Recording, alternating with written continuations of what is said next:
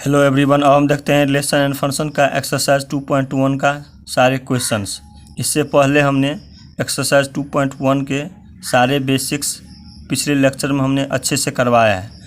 तो जो बच्चे पहली बार हमारे चैनल पर आए हो वो प्लीज़ एक्सरसाइज 2.1 के बेसिक्स पहले देख ले, तभी ये एक्सरसाइज 2.1 के क्वेश्चन समझ में आएंगे।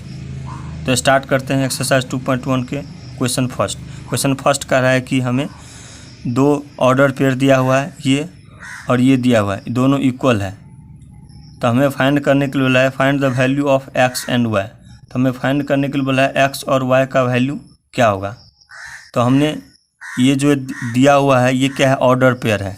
हमने पीछे भी जैसे हमने बेसिक्स में बताया है, यहाँ पर इसमें यहाँ पर बताया था कि ए और बी सेट का अगर हमने कार्टेशियन प्रोडक्ट निकाला था तो ये सब जितने भी पार्ट है इसको हमने सभी पार्ट को ऑर्डर्ड पेयर कहा था यहाँ पे। तो ये भी है यहाँ पर है कि क्वेश्चन फर्स्ट में हमें दिया हुआ है, ये क्वेश्चन दिया हुआ और ये जो है इसके इक्वल है।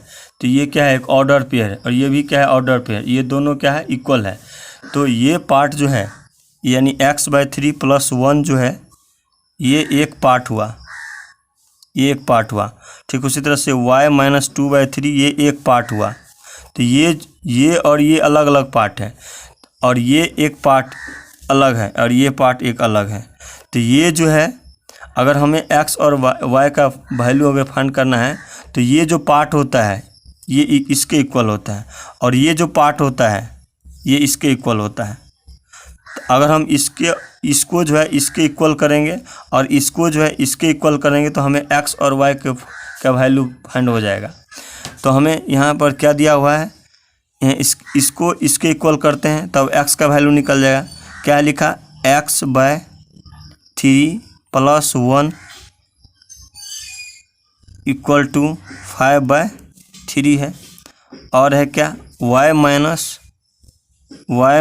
2/3 = 1/3 है। इसको जो है इसके इक्वल किया, इसको जो है इसके इक्वल किया। तो हम क्या करेंगे, इसको हम कैलकुलेट कर लेंगे, फाइंड कर लेंगे। कैसे, x/3 है, इस +1 को इस साइड ले जाएंगे तो यहाँ प्लस का है, इस साइड जाएगा तो -1 हो जाएगा।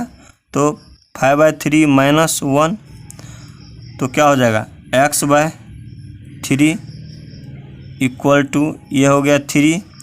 5 - 1 को 3 से मल्टीप्लाई करेंगे 3, और 3 × 1 = 3 हो जाएगा।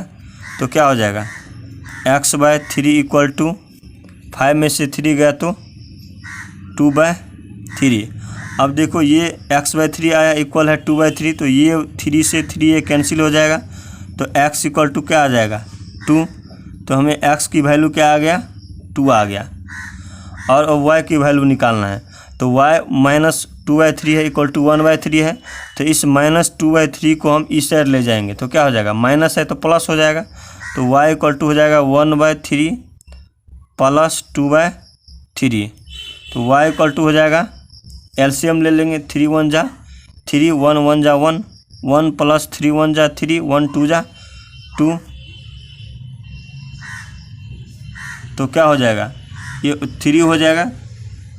तो ये क्या होगा, y = 2 + 1 3/3 हो गया। तो y = क्या हो गया, 1 हो गया। तो y की वैल्यू, x की वैल्यू क्या आया, हमें 2 आया, और y की वैल्यू क्या आया, 1 आया। तो इस तरह से हमारा क्वेश्चन फर्स्ट कंप्लीट हो गया।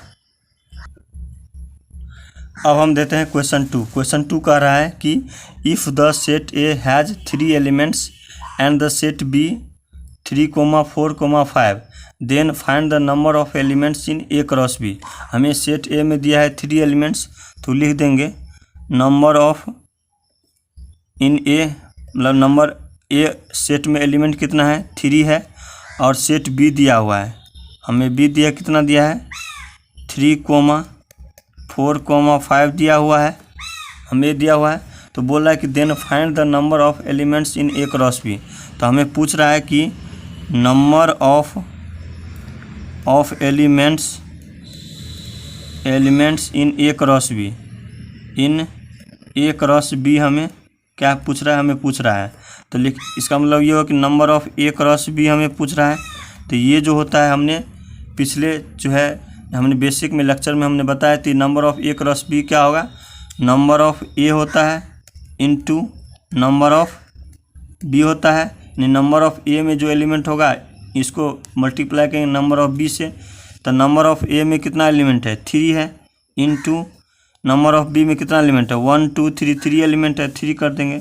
तो 3 को 3 से मल्टीप्लाई करेंगे क्या होगा, 9 होगा। तो number of A cross B कितना हो गया, 9 हो गया। तो इस तरह से हमारा क्वेश्चन 2 कंप्लीट हो गया। अब हम देते हैं क्वेश्चन 3। क्वेश्चन 3 कर रहा है कि इफ़ जी सेट हमें दिया हुआ है और एच सेट हमें दिया हुआ है, तो फाइंड बोल रहा है G cross H and H cross G क्या होगा, हम ये बोल रहा है फाइंड करने के लिए। तो हम जी क्रॉस एच निकाल लेंगे पहले। तो जी क्रॉस एच क्या होगा, ये जी सेट क्या है 7 8 7,8 है, और क्रॉस करेंगे एच, एच क्या है 5, 4, 2 है।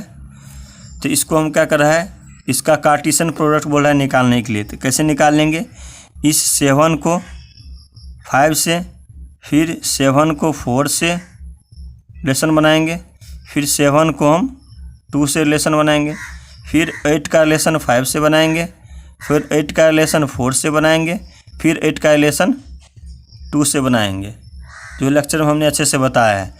तो क्या होगा 7, 5 हो जाएगा, 7, 4 हो जाएगा, 7, 2 हो जाएगा, और क्या हो जाएगा 8, 5 हो जाएगा, 8, 5 हो जाएगा, 8, 4 हो जाएगा, और 8, 2 हो जाएगा। तो ये हो गया जी क्रॉस एच हमें आ गया, ये जी क्रॉस एच आया इसका कार्टेशियन प्रोडक्ट।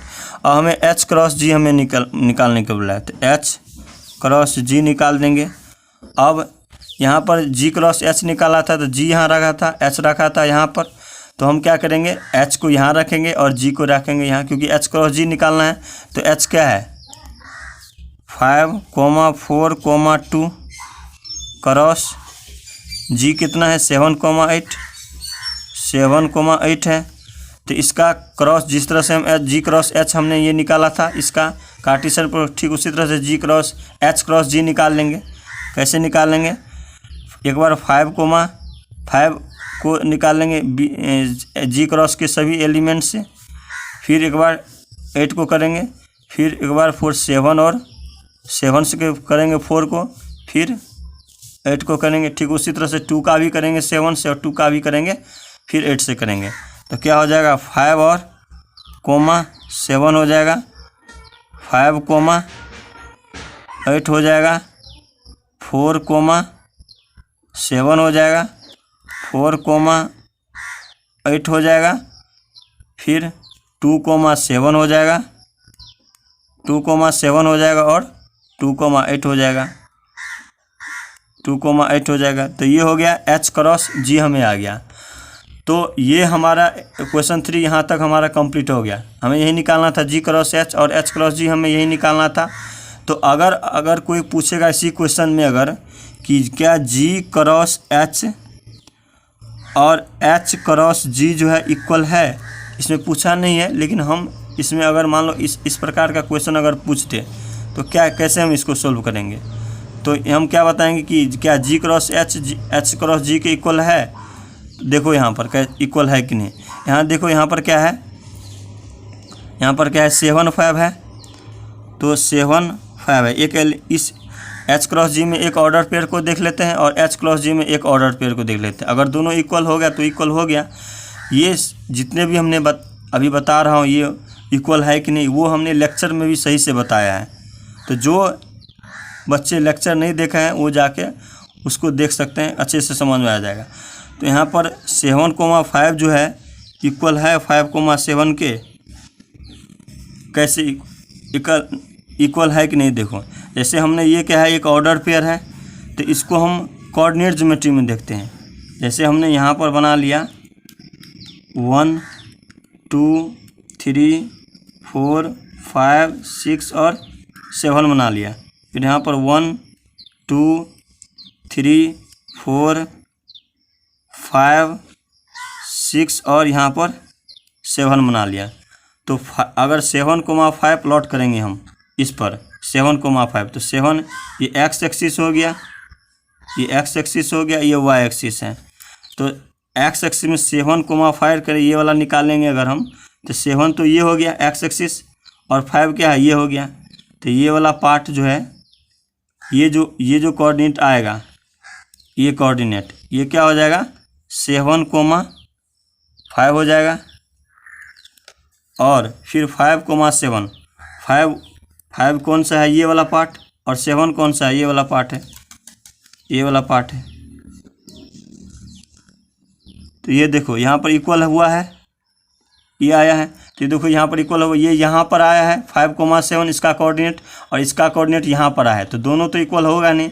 अगर इक्वल होता तो दोनों जो है, दोनों ऑर्डर पेयर जो है, दोनों कोऑर्डिनेट एक जगह होता, एक ही पॉइंट पर आता। लेकिन यहाँ क्या है कि अलग अलग पॉइंट पर आया है। ये यहाँ पर आया है, ये 5,7 यहाँ आया है, और 7,5 यहाँ आया है। तो दोनों क्या है इक्वल नहीं। अगर इक्वल होता तो एक ही पॉइंट पर मिलता, तो इक्वल नहीं, इसलिए क्या होगा 7,5 और 5,7 क्या है इक्वल नहीं है। जब ये दोनों इक्वल नहीं है तो और जितने भी यहाँ पर ऑर्डर पेयर है सभी जो है इक्वल नहीं होगा, क्योंकि यहाँ पर 7,5 और 5,7 जब ये इक्वल नहीं हुआ तो यहाँ पर 7,5 आया है, और यहाँ पर फिर 4,7 है। तो दोनों इक्वल नहीं है। तो ये जब इक्वल नहीं तो ये भी क्या होगा G क्रॉस H और H क्रॉस G क्या होगा इक्वल नहीं होगा। तो ये क्वेश्चन हमें क्वेश्चन 3 में पूछा नहीं था, लेकिन तब पर भी अगर मान लो इस प्रकार का क्वेश्चन आ गया तो हम इस प्रकार से इसको सोल्व करेंगे। तो इस तरह से हमारा क्वेश्चन 3 कंप्लीट हो गया।